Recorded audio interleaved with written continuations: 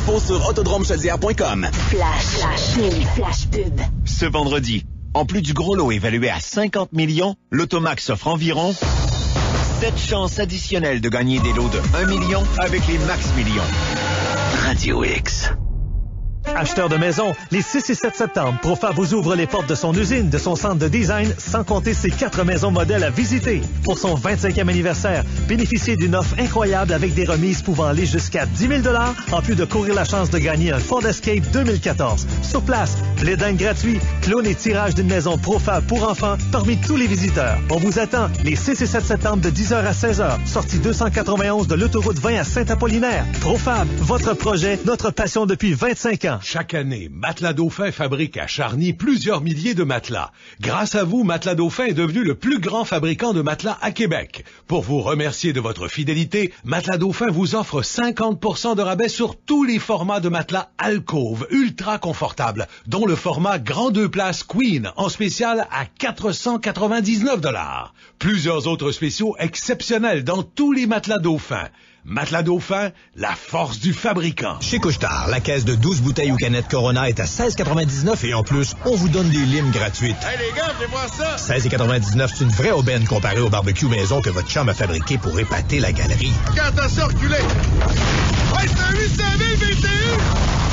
Ça cuit poulet en 8 secondes, mon gars! 12 Corona et des limes en prime pour 16,99, ça, c'est une vraie bonne affaire. Yeah! Puis tant qu'à y être, essayez donc la nouvelle Coors Banquet, aussi à 16,99. Couche-Tard, prêt, j'y vais. 18 ans inclus au Canada requis. Les soldes d'automne sont arrivés chez Roulotte Chaudière. Du 4 au 14 septembre, on liquide les modèles 2015. Obtenez jusqu'à 8 000 $ de rabais, en plus d'une garantie prolongée de 5 ans. Fiez-vous au leader en roulotte à Québec. roulottechaudière.com. roulottechaudière.com.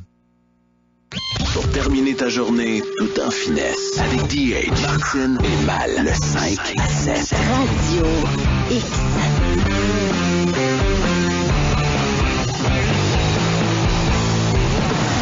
Quitter le Québec.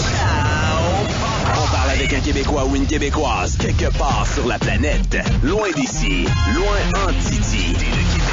Dans le 5 à 7, c'est très intéressant. On relance nos consultations, nos chroniques, quitter le Québec. On fait le tour de la planète.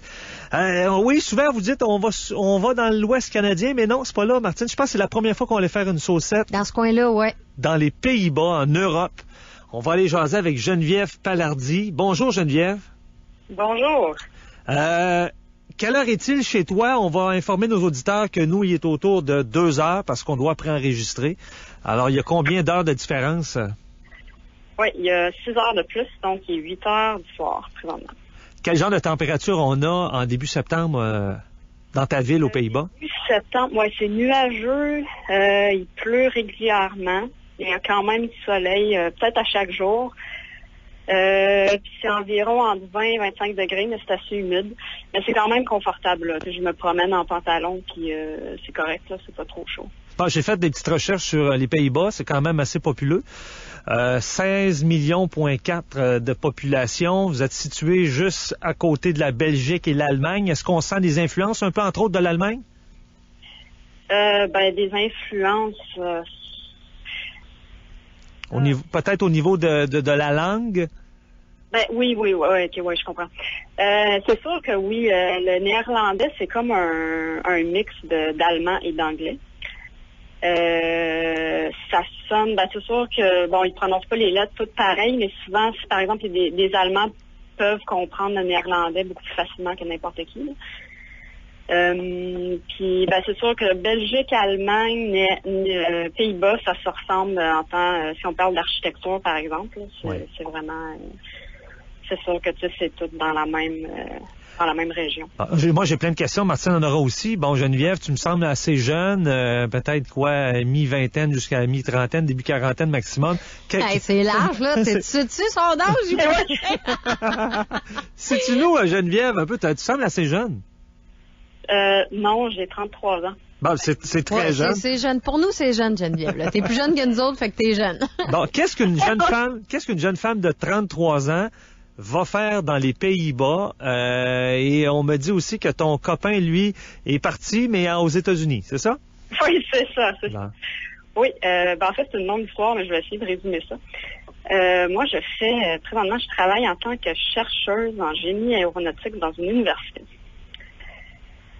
Donc, en fait, mon éducation, je suis ingénieure en mécanique. Oui. J'ai fait un bac à l'Université de Sherbrooke. Ensuite, j'ai fait une maîtrise et un doctorat à l'Université McGill à Montréal. Puis ce qui arrive, c'est que quand tu as un doctorat, une des raisons pourquoi je suis partie du Québec et du Canada, en fait, là, c'est que j'ai pas beaucoup d'emplois quand tu as un doctorat. Surtout au Québec. Là. Est-ce que c'est parce qu'ils ont peur des gens qui ont des doctorats parce que ça risque de coûter cher ou quoi? Oui, ça, c'est toujours une raison. Mais ça, je dirais qu'aux États-Unis aussi, il y a cette raison-là. Quand tu essaies d'aller travailler dans une compagnie, là, par exemple en industrie, une compagnie normale, là, je dirais qui n'a pas nécessairement tendance à faire beaucoup de recherche ou d'engager des gens avec des doctorats, ils vont être un peu réticents à engager quelqu'un qui a beaucoup d'éducation comme ça. Mais moi, ce que je voulais faire, je voulais rester en recherche, puis rester aussi en académie, comme dans le milieu universitaire. Donc, ce que je fais là, le vrai, un autre mot qui est utilisé pour décrire ça, c'est un postdoc. Mais c'est un vrai emploi, là. C'est pas comme si j'étais encore à l'école. Puis en fait, c'est la transition entre quand tu as un doctorat et devenir un professeur à l'université. Puis ça, c'est tout le temps un contrat. Ça varie de 1 à 3 ans. Puis c'est ça, tu fais du travail par rapport à un domaine qui normalement est différent de ce que tu as fait durant ton doctorat pour avoir de l'expérience différente. Là. Puis, t'écris des journaux, t'essaies de publier des articles dans des journaux scientifiques le plus possible, puis après ça, tu peux appliquer pour des positions de professeur dans le monde entier. Bon, mais répète-nous un peu concrètement, ça ressemble à quoi ton quotidien, là, ta job, là? Oui. Ton emploi? Oui, ma job, oui. Il y a plusieurs aspects. L'aspect principal, c'est que là, présentement, moi, je travaille mon domaine le plus précis, c'est les matériaux composites. Donc, par exemple, fibre de verre, fibre de carbone. Vous avez probablement déjà entendu parler. Oui. Oui, c'est ça. Ça, c'est beaucoup utilisé en aéronautique. Mais là, ce que je fais, moi, c'est que je travaille sur le soudage de ces matériaux-là. Puis, parce que c'est fait avec de la résine, donc un plastique qui ça se fond. On peut chauffer localement les pièces qu'on veut souder. Puis là, après ça, quand ils refroidissent, ils vont solidifier ensemble. Ça va faire comme si c'était juste une pièce qui est soudée ensemble. Puis là, ça réduit la masse des avions, par exemple, parce que normalement, on utilise des boulons, des choses comme ça, ce qui est très lourd parce que c'est du métal. Puis, donc c'est ça, le but, c'est la réduction de masse, réduction de quantité de carburant et tout ça, réduction de coûts. Bon. À un moment donné, il y avait eu une certaine problématique au niveau des navettes spatiales avec la NASA. Et il me semble que c'était justement là ce genre de pièces-là là, qui était problématique. Je sais pas, est-ce que je suis dans le champ quand je dis ça ou... En fait, je ne sais pas. Ah, OK. mais comment se fait-il que aux Pays-Bas, on ouvre quelque chose pour que toi, tu puisses aller exploiter tes connaissances, là? Il y a Bombardier ici, il me semble que tu serais une fille idéale. C'est ça que je pensais, Bombardier, il est tout juste à côté. Oui, ça, c'est une autre histoire parce que j'ai travaillé 1 an avec Bombardier avant de venir ici. Puis, ça, je veux pas en parler beaucoup, là, mais c'est une compagnie qui aime pas engager des doctorats. Ah, OK. C'est intimidant, ça fait peur, c'est ça? Oui, c'est ça. Ça dépend dans quel département tu travailles, mais bon. Mais qu'est-ce qui est intimidant d'engager un étudiant au doctorat ou un docteur, hein, finalement?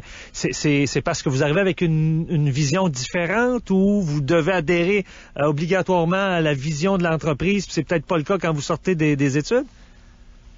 C'est difficile à dire, mais je pense que ça dépend vraiment de la mentalité du groupe dans lequel tu veux aller travailler, de l'équipe qui s'occupe de la gestion aussi. Là, évidemment, je vais te dire une grosse généralisation, là, mais ça arrive que, des gestionnaires, ils ont, par exemple, un bac, ils n'ont pas plus qu'un bac. Il y en a même qui ont moins qu'un bac parce que, ça fait comme 25 ans qu'ils travaillent là, donc dans ce temps-là, il n'y avait pas besoin d'autant d'éducation. Puis, des fois, c'est comme un peu un conflit de personnalité ou de vision. Ouais. En tout cas, c'est difficile à... en fait, parce que vous êtes des leaders. Veux pas, quand tu sortes un doctorat, t'es super confiant, t'as des connaissances. Oui, mais c'est justement, on laisse de côté des connaissances pour l'orgueil de certaines personnes qui ont qui sont là comme gestionnaires, qui pourraient exploiter au maximum ces connaissances-là, mais on les met de côté parce qu'il y a de l'orgueil mal placé. Hey, ça, là, je m'excuse, Geneviève, mais c'est typiquement québécois, cette affaire-là. Ben, l'exil des cerveaux, c'est dramatique, là, ce que tu me racontes. On veut pas je veux pas faire de polémique avec ça aujourd'hui. En passant, je sais que les Pays-Bas sont très reconnus pour des universités de haute gamme, là, haute qualité, hein? Ouais. Ben là, on en a la preuve aujourd'hui, là. Ben, c'est ça. Et puis toi, là, tu es un excellent français, tu viens d'ici, du Québec. Là-bas, c'est le néerlandais. La langue seconde, je pense que c'est l'anglophone. Et comment tu patauges à travers tout ça, là? Toi, quand tu es à l'école, tu penses comment dans ta tête? Tu penses en français, en anglais? Est-ce que tu parles le néerlandais? Comment ça se passe? Je pense en anglais. Ben, c'est ça. OK.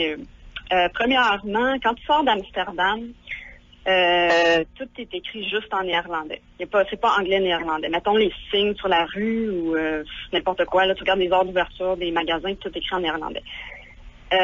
Par contre, tout le monde parle anglais. Facilement. Donc, dans les magasins, tu as une question, quoi que ce soit, tout le monde va toujours te répondre en anglais. Là, moi, où je travaille, en fait, tout le monde est un peu... c'est très international. Donc, par exemple, dans le bureau où je suis, il y a un Iranien, un Grec. Il y a un autre Canadien qui vient de l'Ontario. Puis, il y a beaucoup de professeurs aussi qui viennent de l'extérieur des Pays-Bas. En fait, il n'y a pas beaucoup de Néerlandais qui sont aux études graduées dans l'université. Mais c'est quand même impressionnant de voir qu'ils ont l'ouverture de vous recevoir toute la gang puis de créer comme une université. Une sommité, c'est ça, un regroupement de sommités. Oui. Là. Ben, c'est sûr que c'est un peu comme ça partout dans le monde, par contre. Je dirais pas nécessairement juste les Pays-Bas. Là. Souvent, quand tu trouves une position comme ça, c'est à travers tes contacts. Ça, c'est pas affiché sur Internet ou tu vas pas voir ça sur un site, le site de l'université. C'est vraiment... Moi, en fait, j'ai eu cette position-là parce que mon superviseur de doctorat connaissait ma superviseure en ce moment. Là. Puis là, je connaissais aussi d'autres personnes quand j'étais à McGill qui connaissaient des gens de ce lab-là ici, parce que en fait, l'université où je suis, c'est une université connue là, en génie aéronautique, donc dans le domaine, c'est quand même assez connu dans le monde. Donc c'est pour ça que j'ai eu cette position-là. Puis de la façon que ça fonctionne, mais c'est un peu comme ça dans la plupart des pays, là, je suppose, c'est que quand ils t'engagent, il faut qu'ils prouvent un peu qu'ils t'ont engagé parce qu'ils n'étaient pas capables de trouver un Néerlandais qui était capable de faire la job. Mais là, ça, c'est... En tout cas, je sais pas comment, jusqu'à quel point c'est fait d'une façon très précise et sérieuse, là, mais souvent, c'est sûr que là, des gens avec des doctorats dans ce domaine-là, spécifiquement sur lequel je travaille, il n'y en a pas beaucoup, là, donc c'est plus difficile à trouver. Tu sais, pour devenir un docteur, par exemple, moi, j'étais TQ, je voulais faire un animateur radio, je allais dans des conférences de presse, j'arrivais chez nous, je prenais 3-4 bâtons de hockey, je les tapais, puis je faisais semblant que c'était des micros. Toi, quand tu étais jeune, tripais-tu sur les avions, l'aéronautisme? Ou tu faisais des petites expériences chimiques chez vous dans ton salon? Non, j'étais plus... j'aimais les autos, j'aimais les tanks, tu sais, comme l'équipement militaire, là, quand j'étais plus jeune, genre secondaire, début bac. Mais c'est sûr que, tu sais, quand j'ai commencé mon bac, là, je voyais des étudiants qui étaient au doctorat, j'étais vraiment impressionnée. Ça doit être vraiment difficile de faire un doctorat, tu sais, ça a l'air difficile. Puis là, plus tu avances, tu sais, une année, là, tu te rends... là, quand j'ai fait des stages, j'ai fait 4 stages quand je faisais mon bac. Puis en fait, mes 4 stages étaient dans des compagnies qui faisaient de la recherche. Donc, j'avais côtoyé des gens qui avaient des doctorats, des maîtrises des doctorats. Puis là, ça m'intéresse vraiment d'aller là-dedans. Puis là, c'est pour ça un peu que j'ai choisi de faire une maîtrise. Puis quand j'ai fait ma maîtrise, là, je me suis dit, je veux vraiment faire un doctorat. J'aimerais ça devenir professeur. Puis là, mon plan, en fait, c'était, quand je finirais mon doctorat, c'était de travailler un peu en industrie, puis ensuite d'essayer là, d'appliquer pour des positions de professeur. Parce que c'est ton but ultime d'enseigner. Oui. Okay. Professeur, c'est mon but premier. Là, mais... Ta job idéal, ça serait d'enseigner dans ton domaine. Oui. C'est ça. Mais c'est extrêmement compétitif et difficile. Là, je dis ça, là, mais je dis que je veux faire ça, mais je suis pas sûre là, que ça va être si facile. Parce qu'il y a vraiment pas gros de positions. Puis en tout cas... Et toi, tu peux enseigner, là, tu maîtrises très bien l'anglophone, probablement. Donc, tu peux enseigner aux États-Unis, partout sur la planète. Tu peux venir enseigner en français ici au Québec? Oui. Ta préférence, ça ressemble à quoi? Ma préférence aux États-Unis. Aux États-Unis? Oui, parce que là, ton chum est là. J'imagine que vous vous êtes connus à l'école, là, vu que tu as passé la partie de ta vie à l'école. Lui, il travaille dans un domaine différent? Oui, très différent. Lui aussi a un doctorat. Mais lui, il est en médecine. Puis il a travaillé, là, heureusement, il ne va pas écouter ça, mais il n'aimerait pas ça que je dise ça, mais il a travaillé en recherche sur le cancer. C'est trop général, là. Il trouve que c'est pas assez précis. Oui, mais quand même, là, il a donné à la cause, là, mais tu as un contrat de 3 ans, si je peux comprendre, là, tu as le maximum du contrat que tu peux avoir. Là, si on renouvelle, tu vas-tu accepter? Est-ce que ça peut se faire? Non? Ça se peut pas vraiment, là. Ben, ça se peut probablement, mais ce serait mauvais pour ce serait mauvais pour ma carrière parce que quand ça fait trop longtemps que tu passes du temps à faire dans cette position-là, comme quand tu es postdoc, en fait, tu sautes d'un postdoc à l'autre, ça veut dire que tu n'es pas assez bon pour devenir professeur. C'est ce que les gens pensent en lisant ton CV. Donc moi, c'est comme entre guillemets la dernière chance, là, mais c'est sûr que quand je vais avoir terminé, évidemment, avant que je termine, là, je vais commencer à appliquer pour des positions de professeur et je vais aussi regarder en industrie, même si c'est pas ma préférence. Parce qu'il ne faut pas que je me ferme trop de portes, sinon... ton copain, lui, a quitté le Québec pour quelle raison? Lui, c'est une histoire complètement différente. Pour résumer, lui, c'était plutôt un retour aux États-Unis. Il est canadien, il vient de la province de Québec aussi, sauf qu'à la fin des années 90, son père a eu un emploi en Californie. Donc, toute la famille a déménagé. Il a fini son secondaire là, il a fait son bac. Puis, par le temps qu'il a terminé son bac, là, tout le monde dans sa famille a reçu leur carte verte. OK. Mais lui, quand il a fait son programme là, à McGill, c'est un programme assez rare là, qu'il y avait seulement dans quelques universités en Amérique du Nord. Donc, il a été accepté à McGill, puis il a décidé de revenir à Montréal pour... il connaissait des gens, il avait quand même encore des amis. Puis c'est ça, mais c'était toujours avec l'idée en tête qu'il allait retourner, c'était sûr, aux États-Unis par la suite. C'est assez particulier votre histoire. Tu sais, les deux, vous quittez là, vous quittez le Québec, mais un pour la Californie, puis l'autre pour les Pays-Bas. Mais là, à un moment donné, c'est quoi, si t'es 3 ans là, comment vous allez gérer ça, les amours à distance? Ça pique ma curiosité. Oui, c'est ça. Pour le moment, c'est sûr que lui est extrêmement occupé dans ce qu'il fait. Là. Il commence en plus sa résidence, sa spécialisation en médecine. Donc, bref, il travaille comme 12 heures par jour. Donc, pour le moment, c'est pas si pire de son côté parce qu'il est très occupé, puis ça va être encore comme ça pendant 1 an. Moi aussi, je suis très occupée, donc je dirais que je m'ennuie pas encore, là, en général. Mais aussi, ce qui arrive, un des avantages d'être en Europe en ce moment, aux Pays-Bas, c'est que j'ai 2 mois de vacances par année. Comme là, par exemple, là, je fais de juillet jusqu'à décembre, là, j'ai 1 mois. OK. Sauf que là, je prévois pas le prendre tout de suite, là, parce que ça sert à rien vraiment de retourner. Ouais, tu viens d'arriver, tu voudrais peut-être condenser les 2 mois en même temps, c'est ça? Puis on peut reporter toutes les vacances qui n'ont pas été utilisées l'année d'après. Donc, bref, je pourrais prendre comme 2 semaines à chaque, je sais pas, 3 mois, là, mettons. Là. Puis aller faire un tour aux États-Unis. C'est ça, par exemple. Non, c'est ça. Mais là, bon, ça, c'est une question différente. Là, oui. En tout cas, ça, c'est votre vie privée, mais en tout cas, ça m'intriguait pareil. Je veux revenir à... Bon, t'es là depuis bientôt, là, un petit peu plus que 2 mois, bientôt 3. Je lisais que 25% du territoire aux Pays-Bas est au même niveau que la mer, même sous. Est-ce qu'il y a des méga-digues? Est-ce que t'as vu ça? C'est-tu impressionnant? En fait, je les ai pas vus, mais je me suis fait dire par mes collègues de travail que c'était vraiment intéressant. Il y en a une qui est pas loin d'ici, là, comme je peux y aller en bicyclette, là, mais en tout cas, c'est dans mes plans, éventuellement. Martine, t'es curieuse, toi, sur l'île? Moi, je voulais savoir, c'est où la ville exactement où t'habites? Oui. Bonne question, oui. Ouais.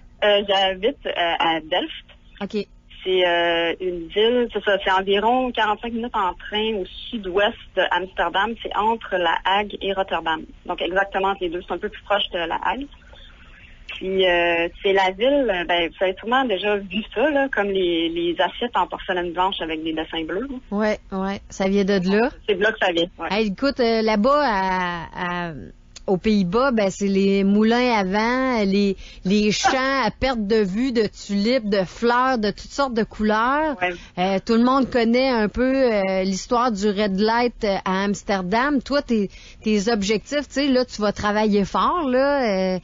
Tu vas là pour travailler, mais vas-tu te permettre de visiter puis de faire un tour de la place? Ah oui, c'est ça. C'est ça. Puis ton objectif premier, mettons la première place que tu vas aller voir. Ou que tu as été voir, là, ce serait quoi? Ben c'est sûr, là, j'ai commencé par visiter la ville ici. Ben, c'est une petite ville, il y a moins de 100 000 habitants, peut-être 96 000, là, quelque chose comme ça. Mais c'est tranquille, puis c'est très, ben comment je pourrais dire, c'est très, ouais, comme le centre-ville, ça s'appelle le centre historique de la ville. Bon, c'est très vieux, là, si je peux dire, je sais pas comment dire ça, mais puis là, par exemple, il y a deux églises ici qui ont été construites au Moyen-Âge. Il y en a une en 1200 quelque chose, l'autre en 1400, puis on peut monter dans le clocher en haut. C'est la première chose que j'ai faite. J'ai pris des photos de la ville, là, où on a une super bonne vue. Mais ensuite, ben, je prévois aller à La Hague. Il y a quand même beaucoup de musées intéressants. Tu sais, ben, comme ici, évidemment, là, on peut aller voir des musées où il y a des peintures originales, par exemple, de Rembrandt ou de Vermeer. Mm-hmm. Puis je vais aussi aller à Amsterdam. Je n'ai pas vraiment regardé ce que j'allais faire spécifiquement, mais il y a un de mes collègues qui habite à Amsterdam, donc ça va aider à diriger. La chaleur, est-ce que c'est un peuple chaleureux, les Néerlandais? Et si c'est proche de l'Allemagne, moi j'en doute. Ça doit être assez froid. Je sais pas, moi. Vas-y, Geneviève. Ouais, c'est des gens qui sont reconnus pour être un peu difficiles d'approche. Comme c'est sûr que, tu sais, par exemple, là, je parle, il y a des étudiants là, à l'université quand même, comme à la maîtrise, par exemple, qui sont néerlandais. Tout le monde est super sympathique, évidemment. Là. Si par exemple on a besoin de direction, ou si mettons on tombe en vélo, tout le monde vient nous aider, il n'y a pas de problème. Mais je veux dire, pour devenir amie avec un Néerlandais, j'ai appris que c'était vraiment difficile. Parce que moi, j'ai une vision des Néerlandais, là. Puis là, ça a un lien avec les Jeux olympiques. Qu'est-ce que tu vas nous sortir? Hey, le là, patinage longue piste, là, c'est des machines, les Néerlandais. Ah ouais? Il y a la section toute orange dans un coin. Ils couvrent pratiquement la moitié complète de l'aréna. Ils ont les jambes grosses de même. C'est l'enfer. Ouais. Geneviève, sérieusement, là, tu parlais de ta formation, puis comment que ils vont travailler fort dans la technologie puis la recherche, puis ça me surprend même pas de t'entendre, parce que sérieusement, dans ces sports-là, c'est ça qui fait dominer. Ouais. C'est la recherche, l'aéronautique. Je suis certaine qu'ils ont été mettre un athlète là, plié en deux là, pour que sa position de course, là, puis ils font souffler de l'air dessus pour voir c'est quoi la meilleure position aérodynamique, les lames de patin, tout le kit. Là. Ouais. Ah, c'est débollé. J'ai entendu dire aussi de mes collègues là, qui aiment beaucoup jouer au hockey, par exemple, que les Néerlandais sont très compétitifs dans les sports. Si tu veux aller jouer juste de même là, casual pour avoir du fun, non, ça marche pas. Là. Ah ouais, fait que toi, c'est vraiment... Ça prend un gagnant pas perdant. Si tu vas jouer au soccer, toi, mettons, là, tu vas te faire ramasser puis tu vas te faire péter les tibias. Hein? On pète les tibias, let's go. Ouais, parlant de pète, ça a l'air que la soupe au pois est très, très populaire. Est-ce que tu confirmes? Ça fait partie des spécialités des Néerlandais, des Pays-Bas, la soupe au pois. J'ai pas remarqué, non. Non, le hareng cru. J'ai pas vu ça non plus. Anguille fumée. Hey, va falloir te rappeler, Geneviève. On va te rappeler pour voir comment que ça s'est passé après, mettons, ta première année sur place. Là. Ouais. Parce que là, comme c'est là, ben, t'es allé faire ton épicerie, c'est certain. Y a-tu des grosses différences avec nous? Ouais, ben, moi, je trouve que c'est pas cher, l'épicerie, là. Je m'attendais à que ce serait comme vraiment plus cher, comme par exemple, c'est ça, j'ai pris en note des choses là, pour vous dire, par exemple, des choses, comme par exemple un litre de lait, c'est 1,15 €. Okay. Les œufs, c'est à peu près le même prix. Le pain, ça varie entre 60 sous et 1,20 €. Ils ont vraiment plein de pain, là, parce que apparemment, les sandwichs, c'est extrêmement populaire aux Pays-Bas, comme tout le monde mange ça, avec du fromage. Ils mangent sandwich avec du fromage. Fromage Gouda, ça a l'air qu'il est bien populaire. Oui, Hein? très bon. Là. Ouais. Puis l'essence aussi, hein, le prix de l'essence. C'est quoi, l'équivalent à peu près 2 $ quelques le litre? 2 $. Ouais, je dirais, mettons, l'essence régulière, c'est à peu près 1,70 €. Ah, c'est ça, c'est au-dessus de 2 $. Le diesel, c'est un peu moins cher, c'est 1,45 €. Par exemple, ça, quand tu as une auto, tu dois payer des taxes ça s'appelle des road tax, une taxe de la rue, là. Oui. Le ministère du transport, je pense. Puis si par exemple ton auto, c'est une auto diesel, tes taxes doubles. Ah oui? Ouais. Parce que ça À pollue peu près, plus, là. c'est ça pollue C'est plus. moins en diesel. OK. En tout cas, c'est... Trafic, on me dit que le trafic est très dense. Je sais pas si toi tu l'as constaté, là. Ouais, j'ai pas vu j'ai pas eu cette expérience-là, mais j'ai déjà j'ai des collègues, je suis allée en auto avec des collègues, mais il paraît que le trafic est très mauvais. Ouais. Est-ce qu'il y a des autoroutes avec sans limite de vitesse? C'est un peu comme en Allemagne? Ouais, non. Par exemple, j'ai entendu dire, la limite, ça varie entre 100 et 130. Ouais. Puis ça, c'est 130 quand tu es à peu près à la frontière de l'Allemagne. Ça augmente, ça. Et puis là, tu t'es magasiné un appartement, là. T'as regardé ça dernièrement? Ouais, j'ai commencé à regarder ça. Ouais, ça, c'est... Un bras puis une tête? Ça coûte un bras puis une tête? Ça dépend dans quoi tu veux vivre, là. Ouais, mettons, t'as regardé dans quelle grosseur, là, 2,5, 3,5? Ouais, 3,5. Okay. Les 2,5, ça n'existe pas vraiment. Okay. En fait, la description, c'est soit un studio ou c'est juste... Ah, OK. Fait qu'un 3,5, ça vaut combien, à peu près? Mais 1 000 euros? 1 000 euros, ça, c'est... À Delft, c'est pas mal beau. OK. Je dirais, ça commence, mettons, quelque chose qui a de l'allure, là, tu sais, proche 800 €. Ouais. De l'allure. Selon mes standards nord-américains. C'est du point pareil, là. 800 €, là, c'est peut-être un 1200 $. Ouais, non, c'est ça. Quand même assez mais, ouais, tu peux en avoir qui sont peut-être comme 650 ou 600, là. Mettons, un studio, là, c'est peut-être 600, là, dans quelque chose. Ah, Geneviève, deux petites dernières questions. Les gars, sont-tu beaux? Puis la bière, est-tu bonne?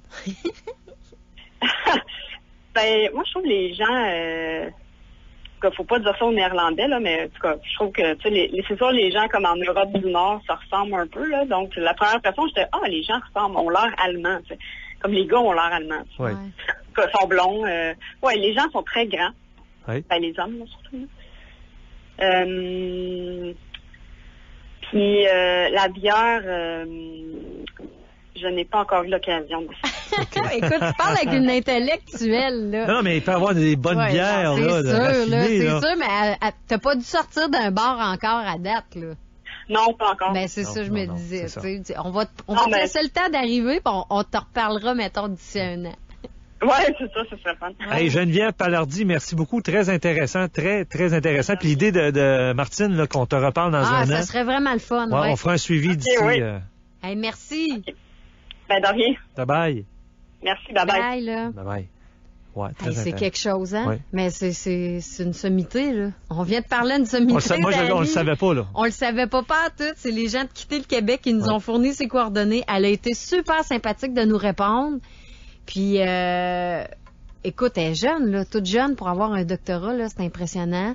Et elle fonce, là. Écoute, moi, là, la situation de elle et son chum, là, je trouve ça parfait. Ils se sont trouvés, puis là, ils se concentrent sur leur travail tout de suite, là. C'est un sprint qu'ils ont à faire. Blitz, ils n'ont pas d'enfants dans le décor. C'est ça. Puis après ça, ils vont se rejoindre, là. Puis, si les deux travaillent dans leur domaine, là, respectif, dans une ville, à quelque part aux États-Unis, je peux te dire qu'ils vont avoir une piole, puis je les envie pas. Au contraire, bravo. Ouais, ils en ont mis des années d'études. Ils vont avoir travaillé fort pour ça, là. 2 docteurs ensemble, là, c'est quelque chose. On y parlera du red light la prochaine fois. Okay. Hey, bonne fin de semaine. Robbie s'en vient. Bonne fin de semaine aussi. Tu vas à l'Autodrome Chaudière? Demain soir, on va aller faire un tour, puis peut-être la PGA dimanche. C'est à suivre. Salut, bonne fin de semaine. Bye-bye. Le Le 5 à 7. Le 5 à 7. Radio X. La capsule événement, une présentation de Musique Richard Gendreau. C'est la rentrée chez Musique Richard Gendreau. 12 mois sans intérêt sur tous les produits en inventaire. Guitare, piano, sono, batterie, ampli. Et faites vite, c'est jusqu'à la fin septembre. Musique Richard Gendreau, 634 boulevard Charest-Est, musiquerichard.com. Capsule. Radio X. Capsule événement. Les offres de la rentrée sont de retour à la salle Albert Rousseau jusqu'au 20 septembre. Profitez de rabais spectaculaires pour voir vos artistes préférés en spectacle. Donc, humour, théâtre, chansons, des spectacles pour tous les goûts à des prix imbattables.